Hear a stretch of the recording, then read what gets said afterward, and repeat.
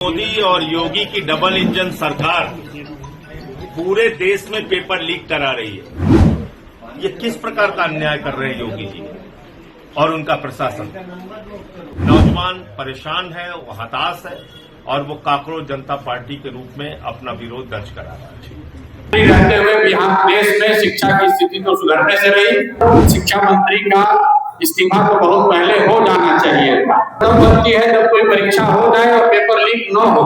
धमकाना और खास करके जन सुराज ने तो इनके खिलाफ हम लोगों ने प्रेस कॉन्फ्रेंस किया था। जन सरकार पूरे देश में पेपर लीक करा रही है। मोदी जी नीट का पेपर लीक कराते हैं, योगी जी लेखपाल से लेके पीसीएसजे का पेपर लीक कराते हैं। तो ये डबल इंजन जो है ये पेपर लीक सरकार चला रहे हैं दोनों। और पेपर लीक कराना अपराध नहीं है। लोग आत्महत्या कर रहे हैं, उसमें किसी का दोष नहीं है। नौजवान मर रहा है, उसके लिए किसी की जवाबदेही नहीं है। लोग बेरोजगारी के कारण आत्महत्या कर रहे हैं, उसके लिए भी किसी की जवाबदेही नहीं। लेकिन आप पेपर लीक के ऊपर चर्चा नहीं कर सकते। 22 लाख छात्रों का भविष्य बर्बाद हो जाए, नीट में, सीयूईटी में बर्बाद हो जाए लाखों छात्रों का भविष्य। हाई स्कूल इंटर का पेपर लीक हो जाए, सीबीएसई के आंसर शीट में गड़बड़ी मिले, लेकिन आप सवाल नहीं उठा सकते उसके ऊपर। उत्तर प्रदेश में यह अपराध है। तो ये अपराध अब हम लोग बार बार करेंगे। आज तमाम वरिष्ठ छात्र नेता जो अपने जमाने के रहे हैं, अनुग्रह भाई, के राय भाई, लोगों से भी चर्चा हुई और आगे का हम लोग एक विस्तार से प्लान बना रहे हैं। पूरे यूपी में ये पेपर लीक के खिलाफ अभियान चलाएंगे, छात्रों के बीच में जाएंगे हम लोग, ये तय किया है और कार्यक्रम भी हम लोग जल्दी घोषित करेंगे। जहां तक आशुतोष पांडे और पंकज पांडे का सवाल है, 2 छात्र नेताओं को गिरफ्तार किया गया है। वो तानाशाही और हिटलरशाही है।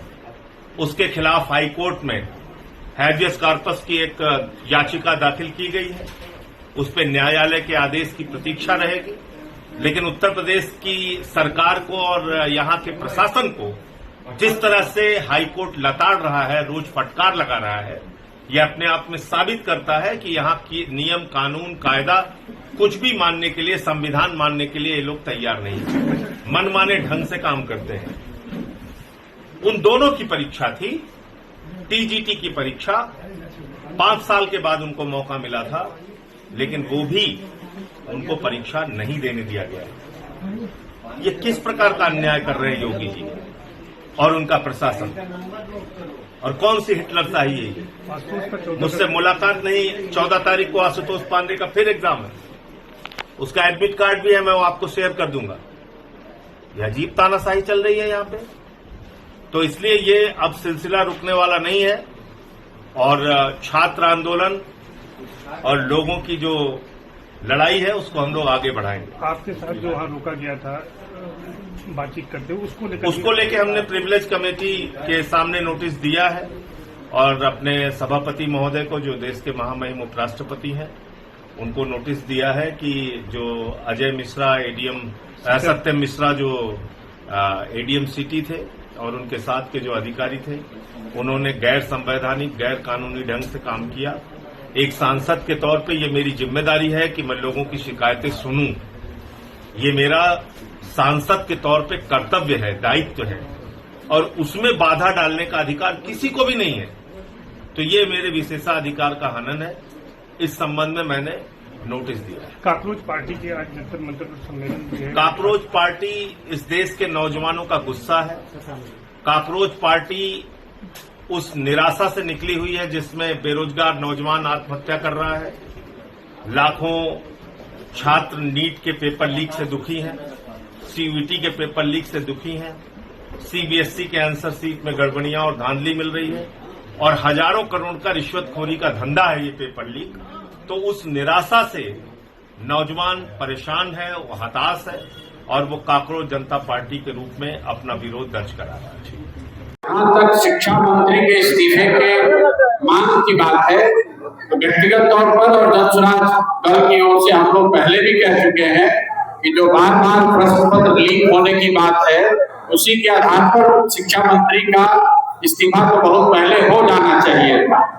ये कोई पहली बार प्रश्न पत्र लीक नहीं हुआ। बिहार में या देश में खबर ये नहीं है कि कहाँ पेपर लीक हुआ। खबर तब बनती है जब कोई परीक्षा हो जाए और पेपर लीक न हो। इस बार तो 12वीं की परीक्षा के मूल्यांकन में कुछ यंग साथियों ने जो प्रक्रिया को दिखाया है कि कितना बड़ा उसमें घालमेल है। किसी का उत्तर, किसी की उत्तर पुस्तिका, किसी का उत्तर, किसी का नंबर, और किसी को पता नहीं है कि कौन चला रहा है, कौन कर रहा है। तो बिल्कुल धर्मेंद्र प्रधान का, शिक्षा मंत्री का इस्तीफा होना ही चाहिए। आज के बिहार के नजरिए से मैं बता दूं, ये वही धर्मेंद्र प्रधान है जो बिहार के चुनाव के दौरान आकर प्रत्याशियों की खरीद फरोख्त करना, उनको डराना धमकाना, और खास करके जनसुराज ने तो इनके खिलाफ हम लोगों ने प्रेस कॉन्फ्रेंस किया था, इनका पूरा फोटो जारी किया था कि कैसे जनसुराज के प्रत्याशियों से मिलकर उनको प्रभावित करने का प्रयास या उनको डराने या उनको खरीदने का प्रयास ये खुद कर रहे थे। इस तरह के व्यक्ति हैं, तो इनके शिक्षा मंत्री रहते हुए बिहार देश में शिक्षा की स्थिति तो सुधरने से रही। तो जो लोग मांग कर रहे हैं, जो बच्चे जंतर मंतर पर धरना दे रहे हैं, उसके समर्थन में हम लोग खड़े हैं।